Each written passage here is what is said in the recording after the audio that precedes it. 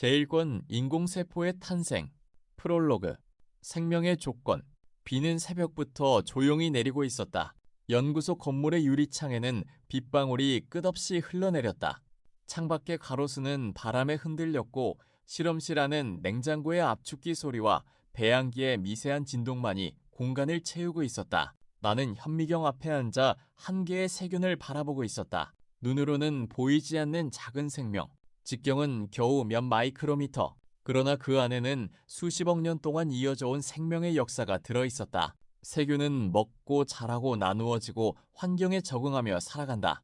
인간보다 훨씬 단순하지만 인간보다 훨씬 오래 살아남은 존재였다. 나는 오래도록 움직이는 세균을 바라보다가 혼잣말처럼 말했다. 도대체 무엇이 너를 살아있게 하는 걸까? 그 질문은 어느 날 갑자기 떠오른 것이 아니었다. 나는 평생 세포를 연구했다. 단백질을 연구했고 효소를 연구했고 유전자를 연구했다. 학생들에게 생명의 원리를 가르쳤고 논문을 썼고 국제학회에서 강연도 했다. 하지만 이상하게도 한 번도 대답하지 못한 질문이 있었다. 생명이란 무엇인가? 누군가는 DNA라고 말했다. 누군가는 RNA라고 말했다. 또 다른 이는 에너지 대사라고 했고 어떤 이는 진화라고 했다. 모두 맞는 말이었다. 그러나 모두 충분한 대답은 아니었다.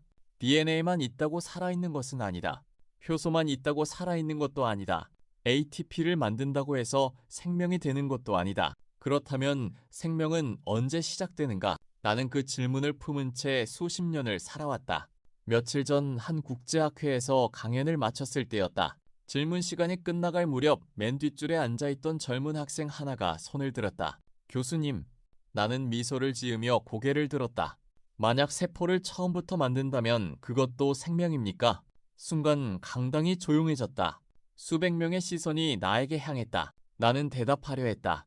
그러나 쉽게 입이 떨어지지 않았다. 살아있는 세포를 복제하는 것은 가능하다. 유전자를 바꾸는 것도 가능하다. 하지만 아무것도 없는 상태에서 생명을 만든다면 그것은 생명일까? 아니면 정교한 기계일까? 나는 잠시 침묵한 뒤 이렇게 말했다. 그 질문에는 아직 아무도 답하지 못했습니다. 학생은 고개를 끄덕였지만 나는 내 대답에 만족하지 못했다. 학회가 끝난 뒤에도 그 질문은 머릿속을 떠나지 않았다. 그리고 사흘 뒤 국가과학기술위원회로부터 한 통의 연락을 받았다. 비공개 프로젝트에 참여해 주시기 바랍니다. 회의실에는 10명 남짓한 사람들이 모여 있었다. 생물학자, 화학자, 물리학자, 인공지능 전문가, 그리고 정부 관계자.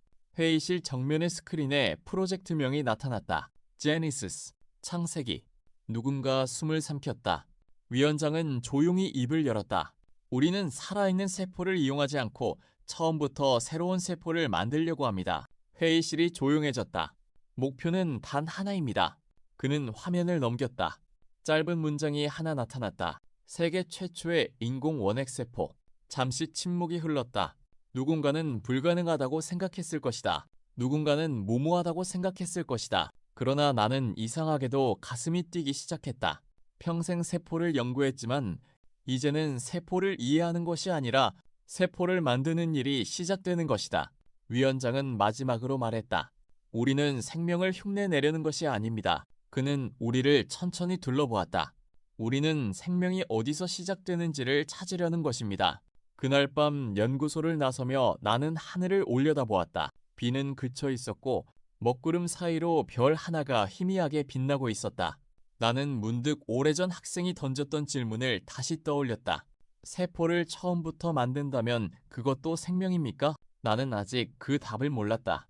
하지만 분명한 것은 하나였다. 그 답은 더 이상 강의실이나 논문 속에 있지 않았다. 그 답은 이제 우리 손으로 만들어질 첫 번째 세포 안에 숨어 있었다.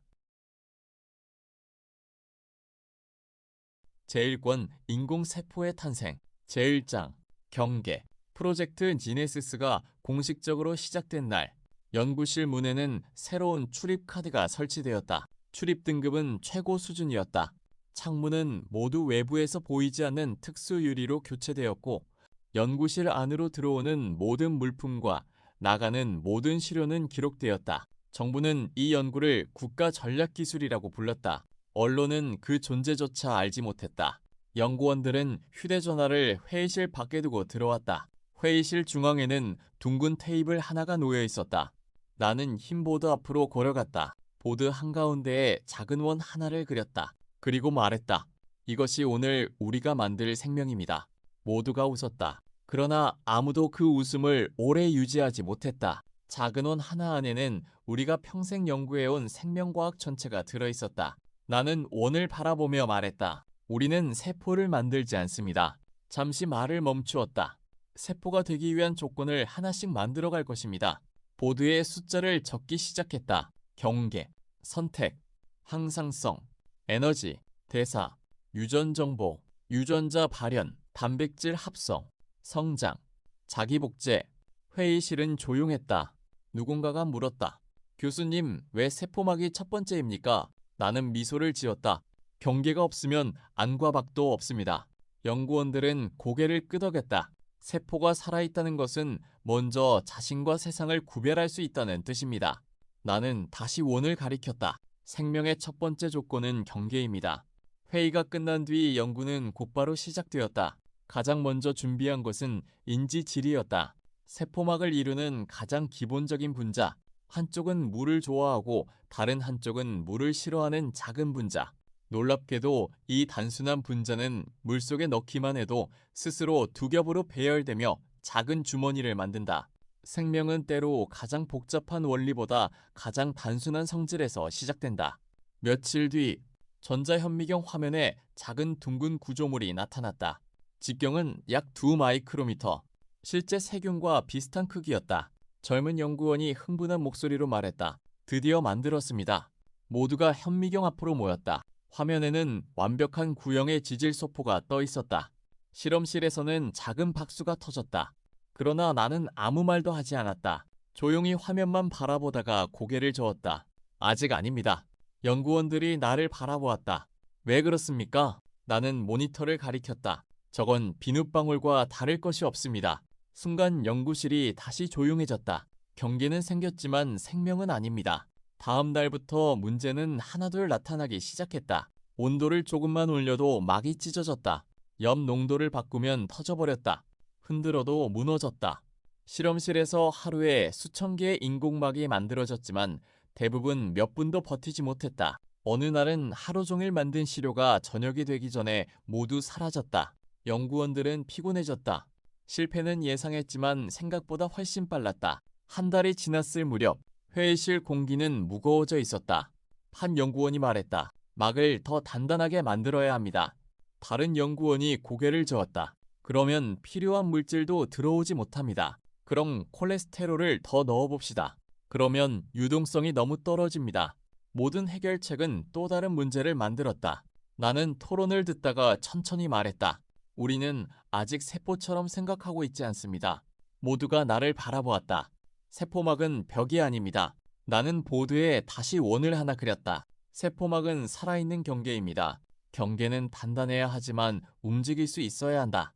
안정해야 하지만 변화할 수도 있어야 한다.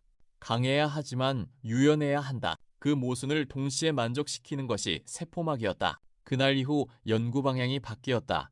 막을 강하게 만드는 것이 아니라 스스로 형태를 유지하면서도 끊임없이 움직일 수 있는 막을 만드는 것이 목표가 되었다. 2달이 지나던 어느 새벽, 당직 연구원이 급하게 나를 불렀다. 교수님, 한 번만 봐주십시오. 나는 졸린 눈으로 현미경 앞에 앉았다. 모니터 속에는 작은 지질 소포 하나가 떠 있었다. 이전과 달리 모양이 거의 변하지 않았다. 온도를 올려도 유지되었다. 엽 농도를 바꾸어도 견뎠다. 약한 진동에도 터지지 않았다. 우리는 몇 시간을 지켜보았다. 6시간, 12시간, 24시간, 막은 그대로였다. 연구실 안에서 아무도 말을 하지 않았다. 마침내 누군가가 조용히 입을 열었다. 성공한 것 같습니다. 나는 한참 동안 화면을 바라보다가 천천히 고개를 끄덕였다. 이제야 목소리가 낮게 떨렸다. 비로소 생명이 들어설 집 하나를 만든 겁니다. 연구원들은 환호했다. 하지만 나는 다시 현미경을 들여다보았다. 투명한 막 안은 텅 비어 있었다. 먹을 수도 없고 숨 쉴 수도 없고 에너지를 만들 수도 없고 유전 정보도 없었다. 아직은 조용한 빈방이었다. 그러나 모든 생명은 빈 공간 하나에서 시작된다. 나는 연구 노트의 첫 장을 펼쳤다. 그리고 천천히 적었다. 기능 1, 세포막 형성, 성공. 그 아래에 한 줄을 덧붙였다. 그러나 경계만으로는 아직 생명이 아니다.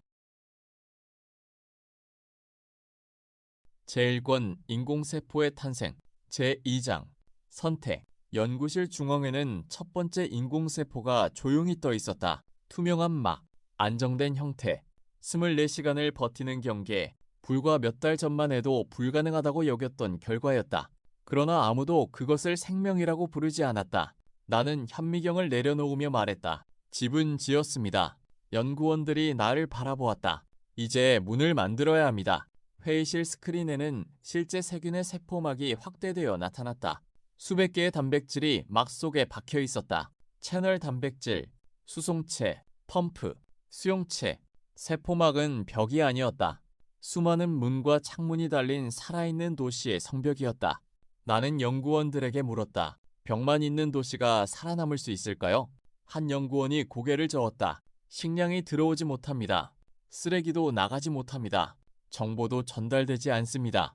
나는 미소를 지었다. 맞습니다.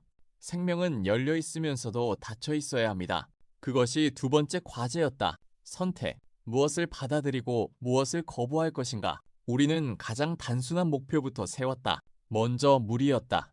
물은 생명의 용매였다. 그러나 물이 너무 많이 들어오면 세포는 터지고 너무 적게 들어오면 쪼그라든다. 실제 세균은 아쿠아포린이라는 단백질을 이용해 물의 이동을 정교하게 조절한다. 우리는 인공적으로 합성한 막단백질을 세포막에 삽입하기 시작했다. 첫 실험은 실패였다. 단백질이 막에 제대로 자리 잡지 못했다. 두 번째 실험도 실패였다. 단백질의 방향이 거꾸로 바뀌었다. 세 번째 실험에서는 막 전체가 무너져 내렸다. 한 연구원이 한숨을 쉬었다. 막을 만드는 것보다 훨씬 어렵습니다. 나는 고개를 끄덕였다. 문은 벽보다 어렵습니다. 며칠 뒤 첫 번째 채널 단백질이 정상적으로 막에 삽입되었다. 연구원들은 환호했다. 우리는 물의 이동을 측정했다. 결과는 예상과 달랐다. 물이 너무 빠르게 들어왔다. 인공세포는 풍선처럼 부풀어 오르더니 순식간에 터졌다. 모니터 속 수백 개의 세포가 연달아 사라졌다. 연구실에는 긴 침묵이 흘렀다. 나는 모니터를 바라보다가 조용히 말했다. 문을 만들었지만 자물쇠를 만들지 못했습니다. 그날부터 연구 방향은 다시 바뀌었다. 단순히 통로를 만드는 것이 아니라 필요할 때만 열리는 통로를 만들어야 했다. 몇 주가 지나자 물의 이동은 어느 정도 조절되기 시작했다. 다음 목표는 이온이었다.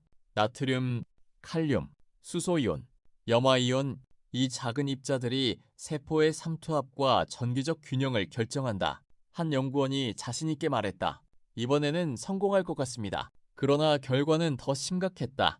칼륨은 들어왔지만 나가지 못했다. 나트륨은 계속 쌓였다. 세포 안의 전하가 무너지기 시작했다. 현미경 속 인공세포는 겉보기에는 멀쩡했다. 하지만 내부에서는 이온의 균형이 빠르게 무너지고 있었다. 세포 안팎의 전이차는 사라졌고 삼투압도 더 이상 유지되지 못했다. 겉은 멀쩡해 보였지만 세포 안은 이미 생명을 유지할 수 없는 환경으로 변해가고 있었다. 그 모습을 보며 나는 오래전 병리학 사진을 떠올렸다. 인간도 마찬가지였다. 겉으로 멀쩡해 보여도 내부의 균형이 무너지면 생명은 오래 버티지 못한다. 세포도 사람도 본질은 비슷했다. 어느 날 늦은 밤이었다. 젊은 연구원 하나가 내 책상 앞에 앉았다. 교수님, 네. 세포는 왜 이렇게 복잡합니까? 나는 웃으며 커피를 한 모금 마셨다. 복잡해서 살아남은 것이 아니라 잠시 창밖을 바라보았다. 살아남으려고 하다 보니 복잡해진 겁니다. 그는 아무 말 없이 노트를 덮었다. 며칠 후 새로운 실험이 시작되었다. 이번에는 여러 종류의 막단백질을 동시에 넣었다. 물 채널, 이온 채널, 능동수송 펌프, 농도에 따라 열리고 닫히는 인공단백질, 하나씩 조립된 막은 이전과 달리 살아 움직이는 것처럼 보였다. 외부 농도를 바꾸자 물의 이동 속도가 달라졌다. 이온 농도를 바꾸자 특정 채널만 열렸다. 필요 없는 분자는 막 앞에서 멈췄다. 모든 연구원이 모니터 앞에 모였다. 한 연구원이 조용히 말했다. 선택하고 있습니다. 나는 화면을 바라보며 고개를 끄덕였다. 맞았다.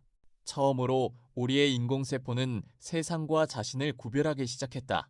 받아들일 것과 거부할 것이 분명해지고 있었다. 아직은 우리가 설계한 규칙에 따른 선택이었다. 그러나 그것만으로도 이전과는 전혀 다른 존재였다. 그날 저녁 연구 노트에는 두 번째 성공이 기록되었다. 기능 2. 선택적 물질 수송, 성공. 그러나 연구실을 나서려던 순간 경보음이 울렸다. 한 배양기에서 이상 반응이 감지된 것이다.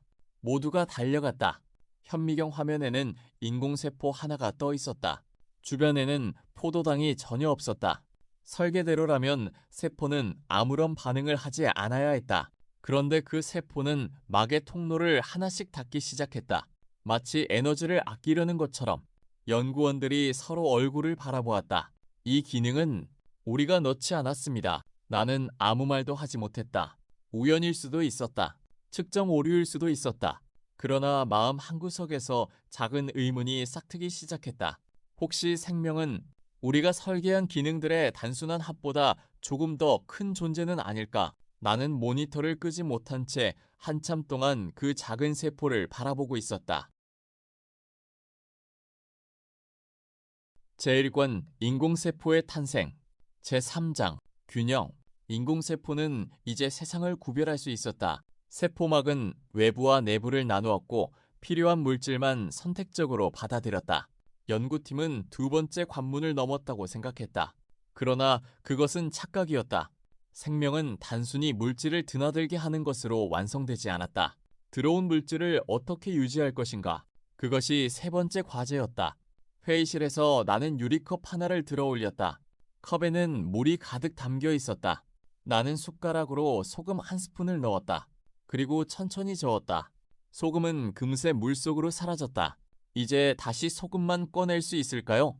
연구원들은 모두 고개를 저었다. 불가능합니다. 나는 컵을 내려놓으며 말했다. 세포는 매 순간 이 불가능한 일을 하고 있습니다. 회의실이 조용해졌다. 세포 안에는 수천 종류의 물질이 들어있다. 칼륨은 높게 유지해야 한다. 나트륨은 낮게 유지해야 한다. 수소이온 농도는 조금만 변해도 안 된다. 칼슘은 극히 적은 양만 존재해야 한다. 물도 너무 많아서는 안 되고 부족해서도 안 된다. 이 절묘한 균형이 무너지면 생명은 몇 분도 버티지 못한다. 오늘부터 우리의 목표는 항상성입니다. 연구는 이전보다 훨씬 어려워졌다. 막탄백질을 하나 추가하면 다른 농도가 무너졌다. 수소이온을 조절하면 삼투압이 흔들렸다. 물을 안정시키면 전하의 균형이 깨졌다. 마치 실타래를 하나 풀면 다른 곳이 엉키는 것 같았다. 한 달 동안 연구실은 실패만 반복했다. 실험 기록은 점점 두꺼워졌지만 성공은 없었다. 어느 날 새벽, 배양기 하나에서 갑자기 경보가 울렸다. 연구원들이 달려갔다. 현미경 화면 속 인공세포들이 빠르게 부풀어 오르고 있었다. 누군가 외쳤다. 삼투압이 무너졌습니다. 몇 초 뒤 수백 개의 세포가 동시에 터졌다. 투명한 막 조각들이 화면을 가득 메웠다. 연구실에는 아무도 말을 하지 않았다. 며칠 후에는 정반대의 일이 일어났다. 이번에는 물이 밖으로 빠져나갔다. 세포들은 풍선에서 바람이 빠지듯 쪼그라들었다. 막은 구겨졌고 내부 구조는 모두 무너졌다. 나는 한참 동안 모니터를 바라보다가 조용히 말했다. 생명은 강한 것이 아닙니다. 연구원들이 고개를 들었다. 균형을 유지하는 것입니다. 그 말은 나 자신에게 하는 말이기도 했다. 젊은 시절 나는 생명이 강인한 존재라고 생각했다. 그러나 연구를 계속할수록 생각이 달라졌다. 생명은 극도로 연약했다. 체온이 몇 도만 변해도 위험해지고 혈액의 pH가 조금만 흔들려도 의식을 잃는다. 나트륨 농도가 조금만 달라도 심장은 멈춘다. 연약하기 때문에 끊임없이 균형을 유지하는 것이다. 그날 이후 연구 방향이 다시 바뀌었다. 우리는 새로운 기능을 추가하는 대신 기존 기능들이 서로 협력하도록 설계하기 시작했다. 채널 단백질은 서로 신호를 주고받도록 바꾸었다. 이온 펌프는 농도 변화에 따라 자동으로 속도를 조절하도록 설계했다. 물의 이동도 내부 압력에 따라 달라지도록 만들었다. 단순한 기계가 아니라 작은 사회를 만드는 작업이었다. 몇 주가 흘렀다. 어느 오후 실험실이 이상하리만큼 조용했다. 한 연구원이 모니터를 보며 작은 목소리로 말했다. 교수님, 나는 그의 옆으로 갔다. 모니터 속 인공세포는 여전히 둥근 모습을 유지하고 있었다. 외부 염 농도를 바꾸었다. 세포는 잠시 수축했다가 원래 크기로 돌아왔다. 온도를 올렸다. 내부 pH는 거의 변하지 않았다. 이온 농도를 바꾸었다. 몇 분 뒤 모든 수치가 다시 정상으로 돌아왔다. 누군가 숨을 길게 내쉬었다. 스스로 회복했습니다. 그 말은 연구실을 천천히 울렸다. 스스로 회복했다. 그것은 지금까지와는 전혀 다른 의미였다.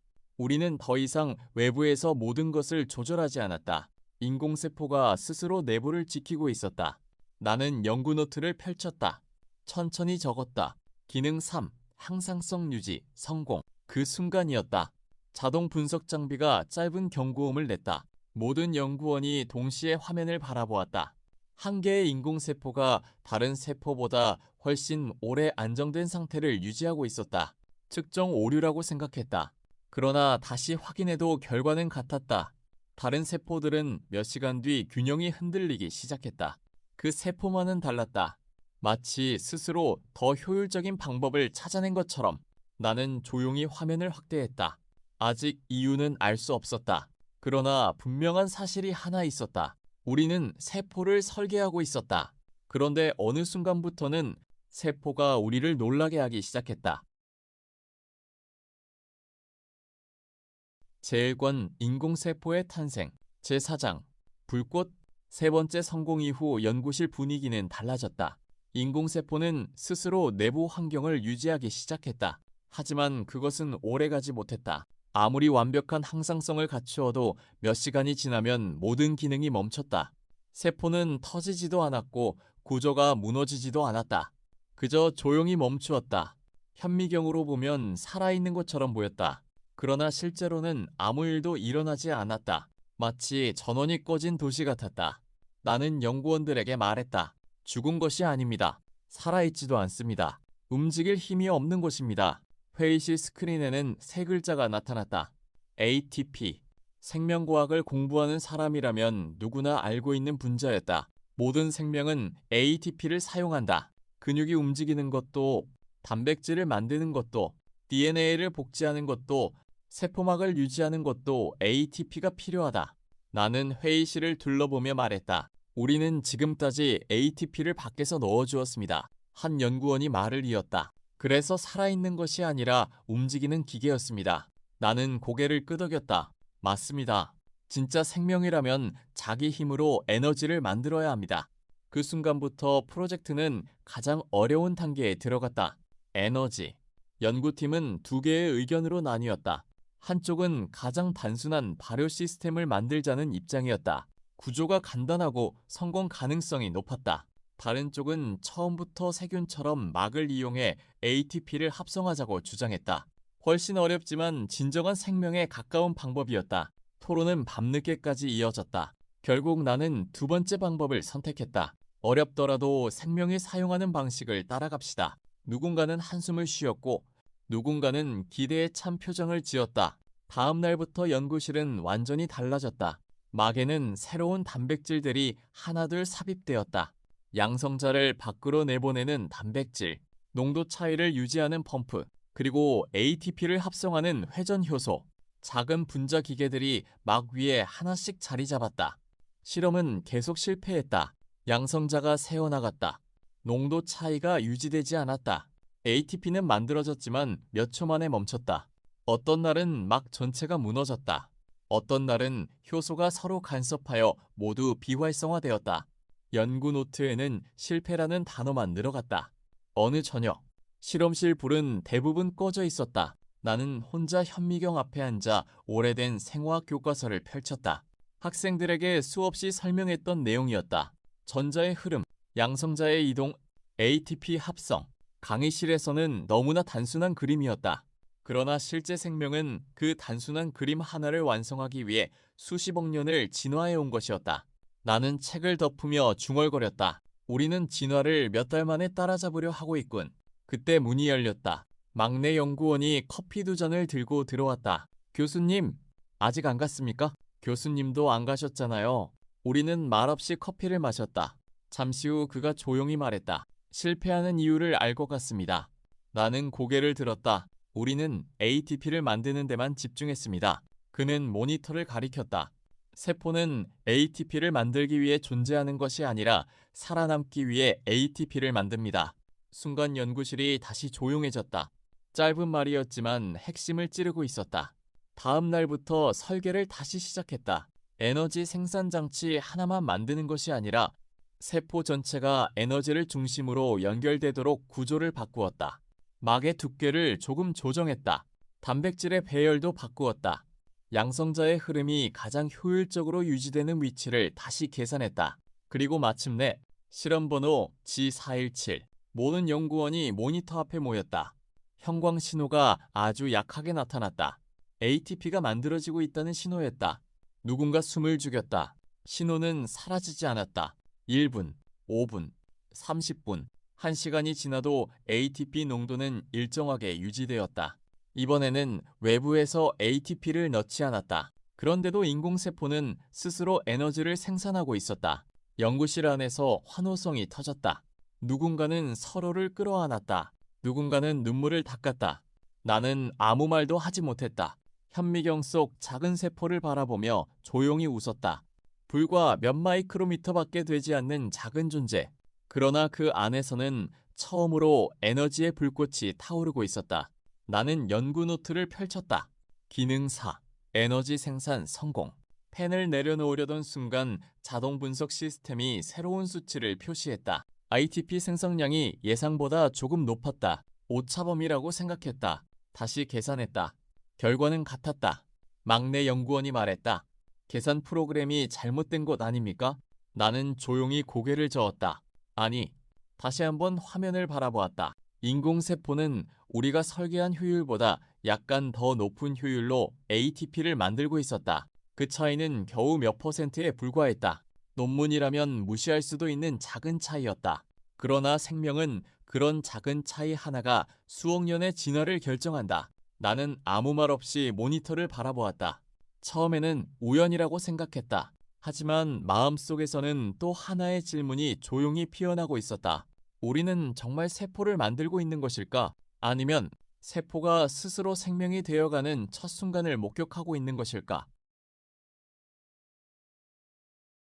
제1권 인공세포의 탄생 제5장 대사 연구실의 인공세포는 이제 스스로 ATP를 만들고 있었다.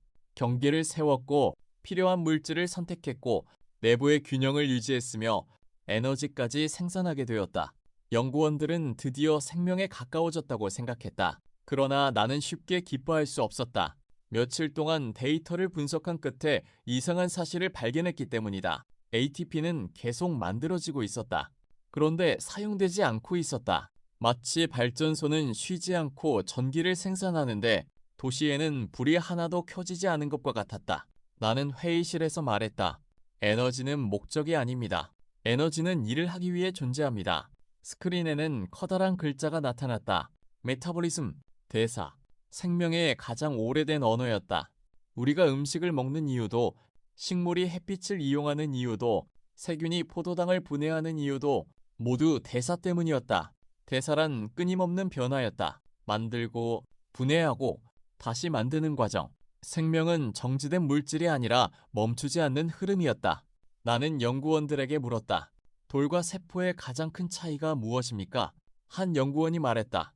세포는 살아있습니다. 나는 웃으며 고개를 저었다. 과학적으로 말해보세요. 잠시 침묵이 흘렀다.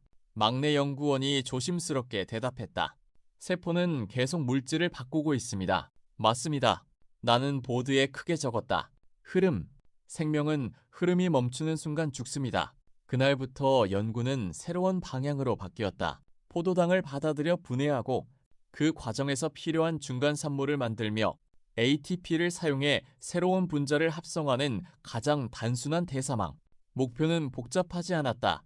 처음부터 완전한 세균을 만드는 것이 아니었다. 단 하나의 순환, 멈추지 않는 흐름 하나를 만드는 것이었다. 하지만 예상보다 훨씬 어려웠다. 효소 하나를 추가하면 다른 반응이 멈췄다. 중간 산물이 쌓이면 독성이 생겼다. 반응 속도가 조금만 빨라도 균형이 무너졌다. 느리면 에너지가 부족했다. 연구원들은 점점 지쳐갔다. 교수님, 한 연구원이 한숨을 쉬며 말했다. 세포는 공장이 아닙니다. 맞습니다. 나는 미소를 지었다. 공장은 설계대로 움직입니다. 세포는 상황에 따라 스스로 바뀝니다. 그것이 문제였다. 우리는 완벽한 설계를 찾으려 했지만 생명은 완벽한 설계가 아니라 끊임없는 조정 위에 존재했다. 어느 날 저녁, 막내 연구원이 배양기를 들여다보다가 갑자기 나를 불렀다. 교수님, 이것 좀 보십시오. 현미경 화면에는 형광으로 표시된 포도당이 보였다. 포도당이 세포 안으로 들어갔다. 잠시 뒤 사라졌다. 그 대신 새로운 형광 물질이 나타났다. 분해 산물이었다. 그리고 조금 뒤 또 다른 물질로 변했다. 연구원들은 숨을 죽였다. 처음으로 대사가 이어지고 있었다. 한 반응이 다음 반응을 만들고 다음 반응이 또 다른 반응을 이어갔다. 작은 세포 안에서 화학 반응이 강물처럼 흘러가기 시작했다. 멈추지 않습니다. 누군가가 속삭였다. 실험은 밤새 계속되었다. 새벽 3시, 반응은 아직도 이어지고 있었다. 포도당은 계속 소비되었고 새로운 분자들이 만들어졌다. ATP는 생성되었다가 곧바로 사용되었다. 처음으로 에너지가 목적을 찾은 것이다. 나는 현미경을 바라보며 오래전 스승의 말을 떠올렸다. 생명은 물질이 아니라 과정이다. 그때는 그 말이 철학처럼 들렸다. 그러나 지금은 아니었다. 눈앞에서 그 과정을 직접 보고 있었다. 생명은 어느 한 분자가 아니었다. DNA도 아니고 ATP도 아니고 효소 하나도 아니었다. 그 모든 것이 서로를 이어주는 흐름. 그것이 생명이었다. 아침이 밝아올 무렵 자동 분석 시스템이 결과를 정리했다. 반응은 안정적으로 계속되고 있었다. 노폐물도 일정하게 배출되었다. 새로운 중간 산물도 균형 있게 유지되었다. 나는 연구 노트를 펼쳤다. 그리고 천천히 적었다. 기능 5. 대사 네트워크 구축 성공. 펜을 내려놓으려던 순간이었다. 막내 연구원이 다시 모니터를 가리켰다. 교수님, 화면 한쪽에서 예상하지 못한 새로운 화학물이 검출되고 있었다. 프로그램에는 없는 물질이었다. 우리가 넣은 효소로는 만들어질 수 없는 분자였다. 분석 장비 오류일 가능성이 컸다. 장비를 다시 교정했다. 시료를 새로 측정했다. 결과는 같았다. 같은 화합물이 계속 검출되었다. 회의실에는 아무 말도 없었다. 나는 그 화합물의 분자식을 한참 바라보았다. 그것은 아주 작은 변화였다. 기존 대사산물에 탄소 하나가 더 붙어 있을 뿐이었다. 논문이라면 실험 오차로 처리했을 수도 있다. 하지만 내 마음은 이상할 만큼 무거워졌다. 생명은 언제나 이런 작은 차이에서 새로운 길을 만들어 왔다. 나는 연구 노트의 마지막 줄에 조용히 한 문장을 덧붙였다. 대사는 우리가 설계한 길만 걷지 않을지도 모른다.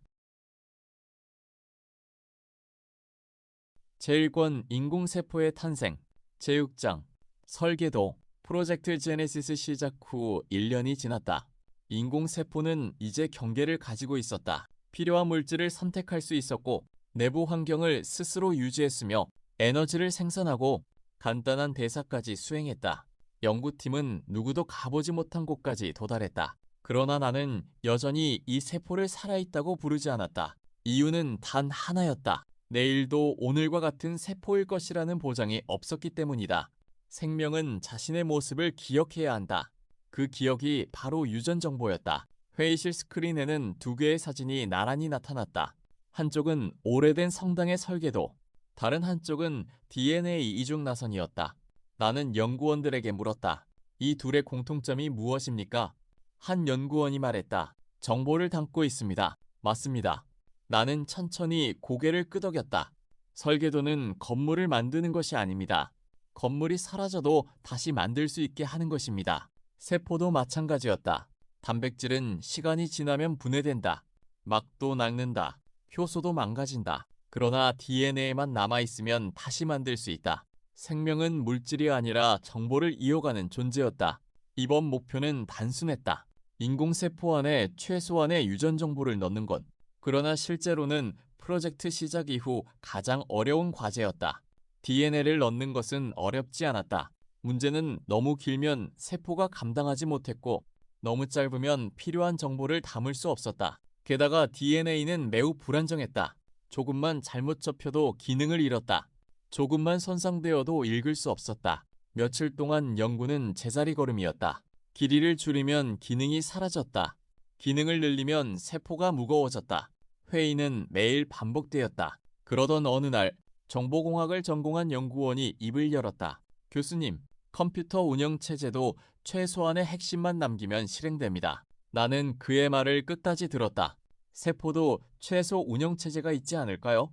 순간 회의실이 조용해졌다. 나는 화이트보드 앞으로 걸어갔다. 크게 적었다. Minimal Genome. 최소 유전체. 생명이 살아가는데 꼭 필요한 유전자만 남기는 것. 그날부터 연구 방향은 완전히 달라졌다. 우리는 기존 세균의 유전자를 하나씩 분석하기 시작했다. 이 유전자는 정말 필요한가? 없어도 살아갈 수 있는가? 반복된 실험 끝에 수백 개의 유전자가 하나둘 삭제되었다. 남은 것은 생존에 반드시 필요한 최소한의 정보뿐이었다. 그러나 또 다른 문제가 기다리고 있었다. DNA를 세포 안에 넣는 순간 아무 일도 일어나지 않았다. 마치 도서관에 책만 꽂아 놓은 것과 같았다. 읽는 사람이 없었다. 나는 조용히 웃었다. 설계도는 완성됐습니다. 하지만 아직 건축가는 없습니다. 연구원들도 함께 웃었다. 웃음 속에는 피로가 묻어 있었다. 몇 달 동안 이어진 실패 때문이었다. 그러던 어느 밤이었다. 배양기를 점검하던 막내 연구원이 나를 불렀다. 교수님, 현미경 화면에는 형광으로 표시된 DNA가 보였다. 처음에는 세포 안을 떠다니기만 했다. 그런데 시간이 지나자 DNA가 세포 중앙에 일정한 형태로 모이기 시작했다. 우리가 설계한 기능은 아니었다. 단순한 물리적 현상일 수도 있었다. 그러나 이상하게도 그 위치는 가장 안정적인 곳이었다. 마치 세포가 스스로 설계도를 보관할 장소를 선택한 것처럼 며칠 동안 같은 현상이 반복되었다. DNA는 언제나 같은 자리로 모였다. 외부 충격을 주어도 다시 그 자리로 돌아왔다. 연구원들은 흥분하기 시작했다. 정보가 안정화되고 있습니다. 우연일까요? 누군가는 고개를 저었다. 아직 아무도 이유를 설명하지 못했다. 나는 모니터를 오래 바라보다가 조용히 말했다. 도서관에도 책장이 필요합니다. 그 말에 모두 웃었다. 하지만 그 웃음 뒤에는 묘한 긴장감이 흐르고 있었다. 우리는 DNA를 넣었다. 그런데 DNA가 스스로 가장 안정된 위치를 찾고 있었다. 과연 이것도 단순한 화학 법칙일까? 아니면 정보가 스스로 질서를 만들기 시작한 것일까? 며칠 후 분석 결과가 최종 확인되었다. 최소 유전체는 안정적으로 유지되고 있었다. 손상도 거의 없었다. 세포는 설계도를 잃지 않았다. 나는 연구 노트를 펼쳤다. 천천히 한 줄을 적었다. 기능 6, 최소 유전체 구축 성공. 그리고 그 아래 조금 망설이다가 또 한 줄을 덧붙였다. 설계도는 완성되었다. 이제 남은 것은 누군가 그 설계도를 읽는 일이다. 나는 노트를 덮었다. 그러나 마음 한구석에는 설명할 수 없는 예감이 자리 잡고 있었다. 우리는 DNA를 만들었다. 하지만 언젠가 그 DNA가 우리의 허락 없이 스스로 새로운 문장을 쓰기 시작한다면 그때도 우리는 그것을 단순한 분자라고 부를 수 있을까? 제1권 인공세포의 탄생 제7장 명령 연구실의 인공세포 안에는 이제 설계도가 들어있었다. 최소 유전체, 생명이 살아가는 데 필요한 가장 작은 정보. 그러나 그것은 아직 침묵하고 있었다. 책은 있었지만 읽는 사람이 없었다. 정보는 있었지만 명령은 내려지지 않았다. 나는 연구원들에게 말했다. DNA는 왕이 아닙니다. 모두가 의아한 표정으로 나를 바라보았다. DNA는 도서관입니다. 나는 화이트보드에 3개의 단어를 적었다. DNA, RNA, 프로틴. 생명은 이 3단계를 한순간도 쉬지 않고 반복합니다. DNA는 스스로 아무것도 하지 않는다. 필요한 순간이 오면 정보를 RNA로 옮기고 RNA는 다시 단백질을 만든다. 그리고 단백질이 실제 일을 한다. 생명은 정보가 아니라 정보를 사용하는 과정이었다. 이번 목표는 명확했다. 필요한 순간에 필요한 유전자만 읽게 만드는 것. 그것이 생명의 7번째 기능이었다. 연구는 예상보다 훨씬 어려웠다. DNA는 조용히 있었다. RNA는 거의 만들어지지 않았다. 가끔 만들어져도 금세 분해되었다. 마치 아무도 책을 펼치려 하지 않는 도서관 같았다. 한 연구원이 말했다. 정보는 있는데 아무도 읽지 않습니다. 나는 미소를 지으며 대답했다. 좋은 책도 독자가 있어야 합니다. 우리는 RNA 중합 효소를 넣었다. 프로모터를 새로 설계했다. 조절 단백질도 하나씩 추가했다. 실험은 수백 번 반복되었다. 어떤 날은 RNA가 너무 많이 만들어졌다. 어떤 날은 전혀 만들어지지 않았다. 균형은 생각보다 훨씬 어려웠다. 몇 주 뒤 첫 번째 성공이 찾아왔다. 모니터에 초록색 형광이 나타났다. 형광 단백질 유전자가 발현되고 있다는 신호였다. 연구실에서 박수가 터졌다. 드디어 읽었습니다. 누군가 소리쳤다. DNA 속 정보가 처음으로 현실이 된 순간이었다. 그러나 기쁨은 오래가지 않았다. 몇 시간 뒤 형광은 점점 강해졌다. 너무 강해졌다. RNA가 멈추지 않고 계속 만들어졌다.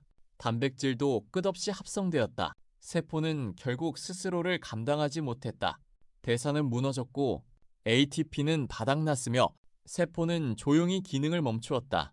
나는 모니터를 바라보다가 말했다. 명령은 실행보다 멈추는 것이 더 중요합니다. 회의실은 다시 침묵에 빠졌다. 그날 이후 연구 방향은 또 한 번 바뀌었다. 우리는 유전자를 많이 읽게 하는 것이 아니라 필요할 때만 읽게 하는 방법을 찾기 시작했다. 억제 단백질을 만들고 활성 단백질을 추가하고 환경에 따라 유전자가 켜지고 꺼지는 회로를 설계했다. 마치 작은 컴퓨터 프로그램을 만드는 것 같았다. 하지만 컴퓨터와 다른 점이 하나 있었다.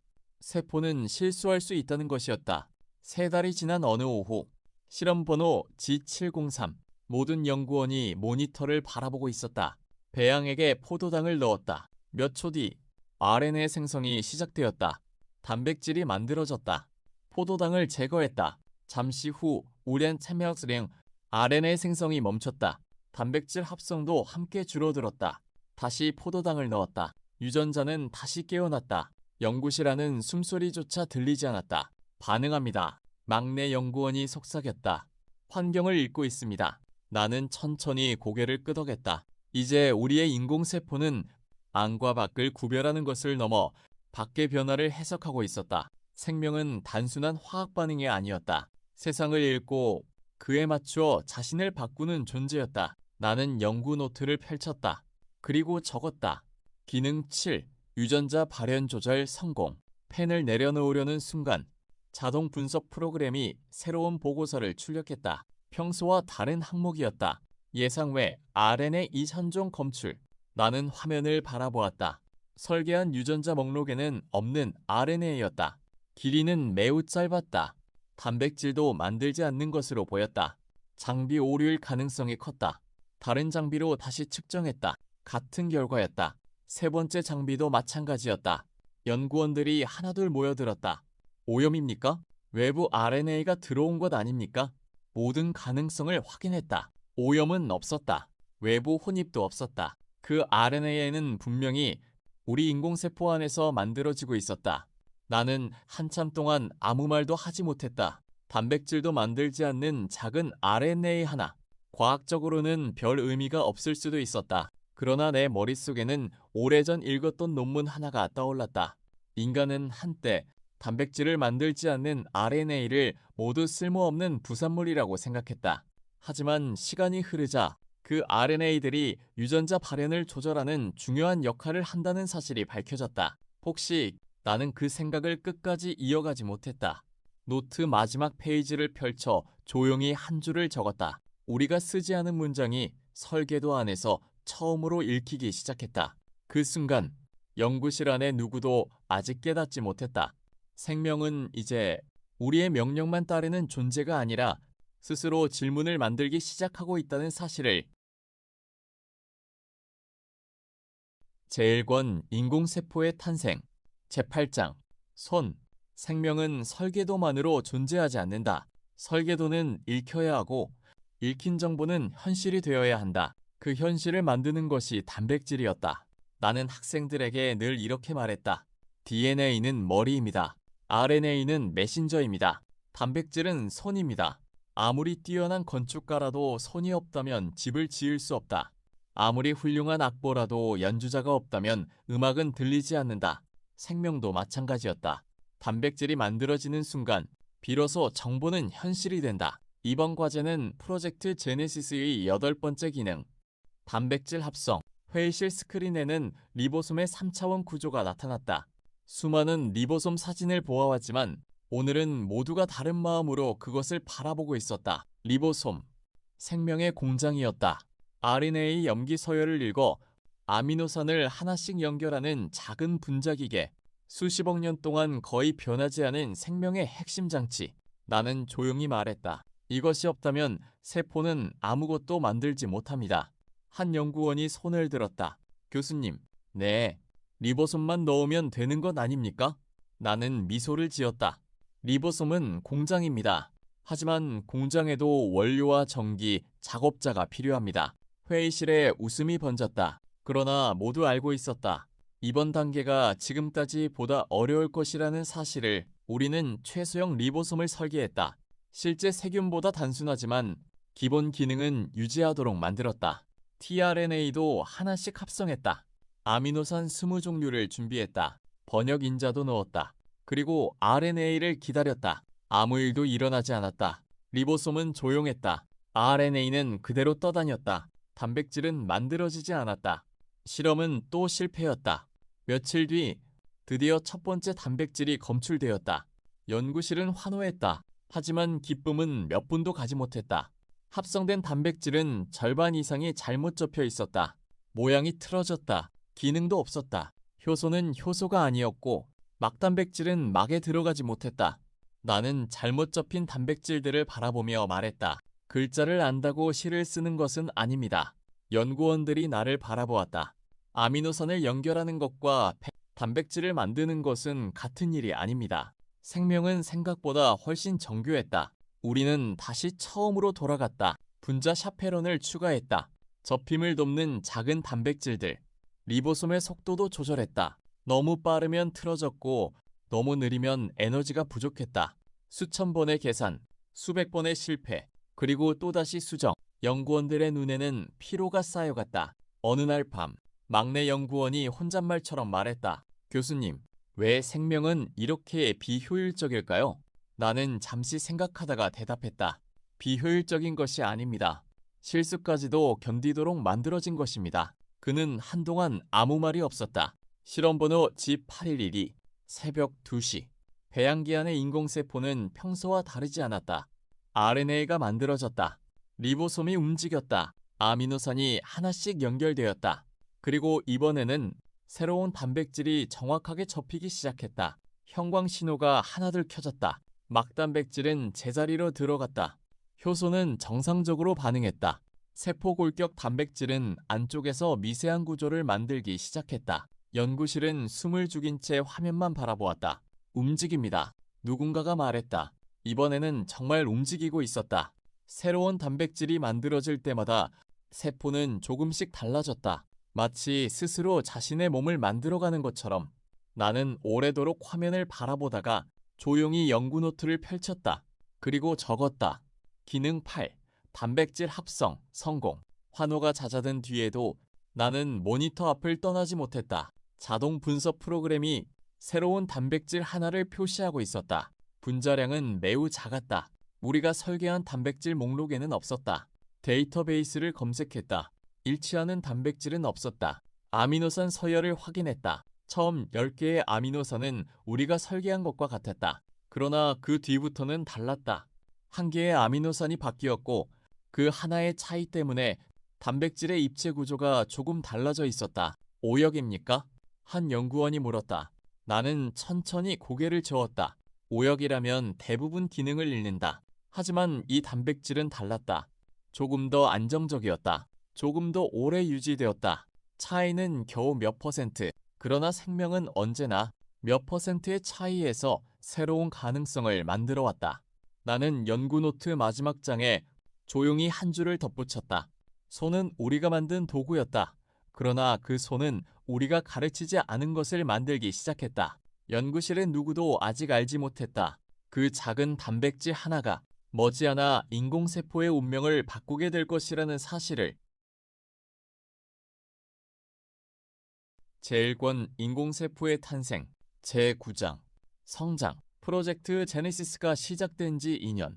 인공세포는 이제 세포막을 가지고 있었다. 필요한 물질을 선택할 수 있었고 항상성을 유지했으며 스스로 ATP를 만들고 대사를 수행했고 최소 유전체를 보존했으며 필요한 유전자를 읽고 단백질까지 합성할 수 있게 되었다. 연구실의 모든 기능표에는 9개의 칸 중 8개가 채워져 있었다. 남은 것은 단 2개. 성장, 그리고 자기 복제. 나는 연구원들에게 말했다. 갓 태어난 아기는 어른이 아닙니다. 모두가 조용히 나를 바라보았다. 살아있다면 반드시 자랍니다. 생명은 멈춰있는 존재가 아니었다. 조금씩 커지고 조금씩 바뀌고 조금씩 미래를 준비한다. 성장이 없다면 복제도 없다. 우리는 이제 인공세포가 스스로 몸집을 키우도록 만들어야 했다. 첫 번째 실험은 단순했다. 영양분을 충분히 공급했다. 포도당, 아미노산, 지방산, 무기염료 그리고 필수 비타민. 세포는 모두 흡수했다. ATP도 증가했다. 단백질도 만들어졌다. 그런데 이상하게도 크기는 변하지 않았다. 마치 계속 음식을 먹는데도 몸이 전혀 자라지 않는 아이 같았다. 왜 커지지 않는 거죠? 막내 연구원이 물었다. 나는 잠시 생각하다가 말했다. 재료를 쌓는다고 집이 저절로 커지지는 않습니다. 우리는 성장의 원리를 다시 연구하기 시작했다. 세균은 단순히 물질을 모으는 것이 아니라 세포막을 조금씩 늘리고 단백질을 추가하며 DNA를 보호할 공간을 넓힌다. 성장은 전체가 함께 움직이는 과정이었다. 막만 커져도 안 된다. 단백질만 늘어나도 안 된다. DNA만 많아져도 안 된다. 모든 것이 같은 속도로 자라야 한다. 그 균형을 맞추는데 또 몇 달이 흘렀다. 어느 오후 실험번호 G901 현미경 화면 속 세포 하나가 조금씩 커지기 시작했다. 처음에는 측정 오류라고 생각했다. 직경이 2.0 마이크로미터에서 2.1 마이크로미터, 2.2 마이크로미터, 2.3 마이크로미터로 변했다. 자동 측정 장비를 다시 확인했다. 오차는 아니었다. 세포막도 함께 커지고 있었다. 단백질 양도 증가했다. 대사 속도도 조금 빨라졌다. 연구실 안에 긴장감이 감돌았다. 계속 커집니다. 누군가가 속삭였다. 1시간, 2시간, 3시간, 4시간, 5시간, 6시간, 7시간, 8시간, 9시간, 10시간이 지나자 세포는 처음보다 거의 2배 가까이 커져 있었다. 그러나 놀라운 것은 크기가 아니었다. 커지는 동안 모든 기능이 정상적으로 유지되고 있었다. ATP 농도, 대사, 이온 농도, 유전자 발현, 모든 것이 안정적이었다. 처음으로 인공세포는 몸집을 키우면서도 자기 자신을 잃지 않았다. 연구실은 축제 분위기였다. 샴페인을 준비하자는 사람도 있었다. 나는 웃으며 말했다. 아직은 아닙니다. 모두가 의아한 표정을 지었다. 성장은 끝이 아니라 준비입니다. 무엇을 위한 준비입니까? 나는 모니터를 바라보며 대답했다. 다음 세대를 위한 준비입니다. 회의실은 다시 조용해졌다. 모두가 마지막 기능을 떠올리고 있었다. 자기 복제. 그날 밤 나는 혼자 연구실에 남아 있었다. 조명이 거의 꺼진 실험실에는 배양기의 작은 불빛만 희미하게 깜박이고 있었다.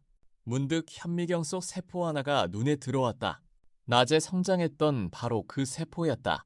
이상하게도 다른 세포보다 조금 더 컸다. 조금 더 안정적이었다. 그리고 아주 천천히 세포 중앙에 가느다란 선 하나가 나타나기 시작했다. 나는 숨을 멈추었다. 설마 확대했다. 선은 분명히 존재했다. 마치 세포가 안쪽에서 몸을 둘러 나눌 위치를 정하는 것 같았다. 우리는 그런 기능을 아직 넣지 않았다. 세포 분열에 필요한 단백질도 아직 설계하지 않았다.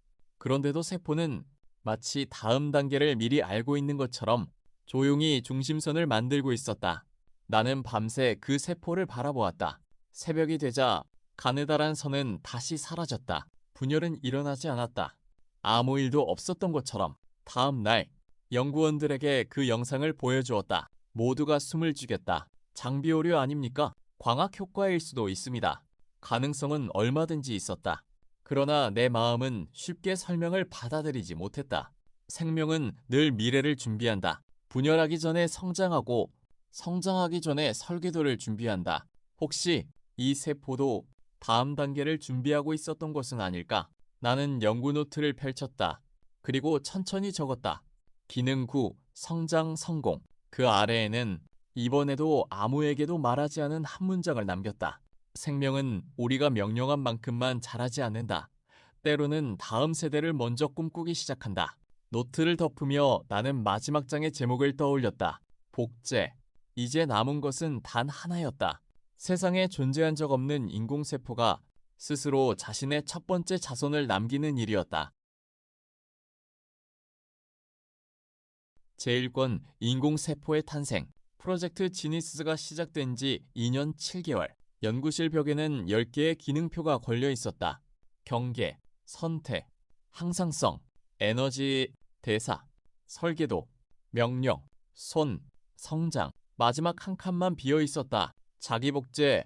나는 빈칸을 한참 바라보다가 조용히 말했다. 오늘이 마지막입니다. 아무도 대답하지 않았다. 연구원들은 모두 알고 있었다. 오늘 실패하면 또다시 몇 달을 기다려야 할 수도 있다는 것을. 그러나 성공한다면 인류는 생명의 역사를 새로 쓰게 된다. 자기 복제는 단순히 둘로 나뉘는 일이 아니었다. 먼저 DNA를 복제해야 한다. 그 다음 단백질을 충분히 만들어야 한다. 세포막도 2배로 늘어나야 한다. 에너지도 준비되어야 한다. 그리고 마지막 순간 모든 것을 정확히 둘로 나누어야 한다. 단 하나라도 틀리면 딸세포는 살아남지 못한다. 생명은 마지막까지 완벽을 요구했다. 실험번호 G1000. 연구실의 조명이 조금 어두워졌다. 모든 연구원이 모니터 앞에 모였다. 배양기 안에는 단 하나의 인공세포만 남겨두었다. 우리는 아무것도 하지 않았다. 필요한 영양분만 공급했다. 나머지는 모두 세포에게 맡겼다. 처음 1시간은 아무 일도 없었다. 세포는 조용히 대사를 계속했다. ATP가 만들어졌다. 단백질도 합성되었다. 2시간이 지났다. DNA가 복제되기 시작했다. 형광신호가 2갈래로 나뉘었다. 연구실 안에는 숨소리조차 들리지 않았다. 4시간이 지났다. 세포는 천천히 길어지기 시작했다. 정가운데에 가느다란 홈이 생겼다. 나는 오래전 세균학 교과서에서 보았던 사진을 떠올렸다. 수없이 학생들에게 설명했던 그 그림이 지금 눈앞에서 현실이 되고 있었다. 분열고리가 형성됩니다. 막내 연구원이 떨리는 목소리로 말했다. 자동 분석 장비도 같은 결과를 표시했다. 홈은 점점 깊어졌다. 양쪽 끝은 조금씩 멀어졌다. 세포는 마치 보이지 않는 손에 이끌리듯 천천히 자신의 몸을 둘로 나누고 있었다. 10분, 20분, 30분, 그리고 마침내 하나였던 세포는 둘이 되었다. 연구실 안은 몇 초 동안 완전한 침묵에 빠졌다. 아무도 환호하지 않았다. 아무도 움직이지 않았다. 너무 믿기 어려웠기 때문이다. 막내 연구원이 떨리는 손으로 말했다. 정말 둘입니다. 그 순간 연구실 안에서 폭발적인 환호성이 터졌다. 누군가는 울었고 누군가는 바닥에 주저앉았다. 서로를 끌어안으며 웃는 사람도 있었다. 몇 년 동안의 실패가 그 짧은 순간 하나로 보상받는 것 같았다. 나는 의자에 앉은 채 2개의 작은 세포를 오래 바라보았다. 평생 세포를 연구했지만 세포가 태어나는 순간을 직접 본 것은 처음이었다. 그러나 나는 쉽게 일어나지 못했다. 과학자는 기쁨보다 확인이 먼저였다. 분석하십시오. 연구원들이 곧바로 움직였다. ATP 농도, 대사, 막전이, 유전자 발현, 단백질 합성, 모든 기능을 비교했다. 놀랍게도 2딸 세포는 모두 정상적으로 살아있었다. 그 순간 나는 연구 노트를 펼쳤다. 마지막 빈칸에 천천히 적었다. 기능 10, 자기 복제 성공. 그리고 그 아래에 짧게 한 문장을 남겼다. 우리는 마침내 생명의 문턱을 넘어섰다. 며칠 뒤 프로젝트 제니시스 최종 보고회가 열렸다. 창문도 없는 지하 회의실이었다. 출입문은 2겹의 보안문으로 잠겨 있었고 참석자는 정부 핵심 관계자와 프로젝트 책임자들 뿐이었다. 모든 전자기기는 입구에서 회수되었다. 스크린에는 2개의 작은 인공세포가 나란히 떠있는 영상이 반복되고 있었다. 회의실에는 박수 대신 긴 침묵이 흘렀다. 한 정부 관계자가 조용히 말했다. 축하드립니다. 인류 최초입니다. 나는 조용히 고개를 숙였다. 하지만 이상하게도 내 마음은 조금도 가볍지 않았다. 보고회가 끝난 뒤 나는 혼자 연구실로 돌아왔다. 배양기 안에는 처음 분열했던 세포의 후손들이 살아가고 있었다. 문득 마지막으로 DNA 분석 결과를 다시 열어보았다. 그것은 단순한 확인이었다. 보고서를 닫으려던 순간 한 줄의 숫자가 눈에 들어왔다. 염기 서열 하나가 달라져 있었다. A 자리에 G, 단 하나의 염기 치환. 처음에는 장비 오류라고 생각했다. 다시 분석했다. 같은 결과였다. 다른 장비로 측정했다. 역시 같았다. 나는 곧바로 처음 세포의 데이터를 불러왔다. 분명히 존재하지 않던 변화였다. 분열 이후에 나타난 것이었다. 그 작은 변화는 우리가 설계한 것이 아니었다. 회의실에서 연구원들이 하나둘 모여들었다. 막내 연구원이 조용히 물었다. 교수님, 복제 실수입니까? 나는 한참 동안 화면을 바라보았다. 복제 실수일 수도 있었다. 우연한 돌연변이일 수도 있었다. 하지만 마음속에서는 다른 목소리가 들리고 있었다. 그것은 생명이 처음 세상에 나타났을 때도 누군가가 품었을 질문이었을 것이다. 나는 모니터를 끄지 않은 채 아주 천천히 말했다. 아니, 연구원들이 모두 나를 바라보았다. 나는 작은 세포를 바라보며 조용히 말을 이었다. 진화가 잠시 침묵이 흘렀다. 시작된 것일지도 모릅니다. 연구실에는 아무도 말이 없었다. 배양기 속 작은 세포 하나가 아무 일도 없다는 듯 조용히 살아가고 있었다. 그러나 그날 이후 세상은 더 이상 이전의 세상이 아니었다. 에필로그 첫 번째 후손 프로젝트 제니시스는 세상에 공개되지 않았다. 논문도 발표되지 않았고 기자회견도 없었다. 정부는 모든 자료를 최고 기밀로 분류했다. 연구실 입구의 이름도 사라졌다. 제니스라는 글자는 철거되었고 배양기들은 지하 깊숙한 보안시설로 옮겨졌다. 세상은 아무것도 모른 채 평소와 같은 아침을 맞이했다. 그러나 지하 연구소에서는 인류 역사상 처음으로 만들어진 인공생명이 조용히 살아가고 있었다. 나는 프로젝트를 떠나기 전 마지막으로 배양실을 찾았다. 투명한 유리 너머에는 수백 개의 인공세포가 떠 있었다. 처음 우리가 만든 단 하나의 세포, 그 세포는 수많은 후손을 남겼다. 현미경 화면을 확대했다. 세포 하나가 천천히 자라고 있었다. 그리고 또 하나가 분열했다. 그 모습은 너무도 평범했다. 마치 수십억 년 전부터 그래왔던 것처럼 자연스러웠다.